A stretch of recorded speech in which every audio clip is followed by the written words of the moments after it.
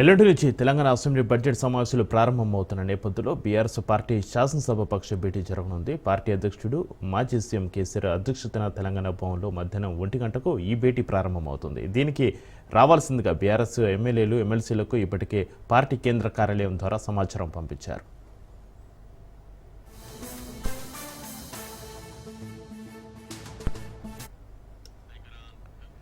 Governor ప్రసంగానికి ధన్యవాదాలు తెలిపే తీర్మానంతో పాటు ఎస్సీ వర్గీకరణ, బీసీ రిజర్వేషన్లపై జరిగే ప్రత్యేక చర్చల్లో బీఆర్ఎస్ తరపున వినిపించాల్సిన వాదనపై పార్టీ ఎమ్మెల్యేలు, ఎమ్మెల్సీలకు కేసీఆర్ దిశానిర్దేశం చేశారు.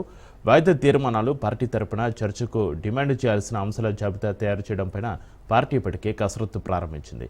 గవర్నర్ ప్రసంగం, బడ్జెట్ ప్రసంగానికి కేసీఆర్ హాజరయ్యే ఛాన్స్ ఉన్నట్లుగా బీఆర్ఎస్ వర్గాలు వెల్లడించాయి.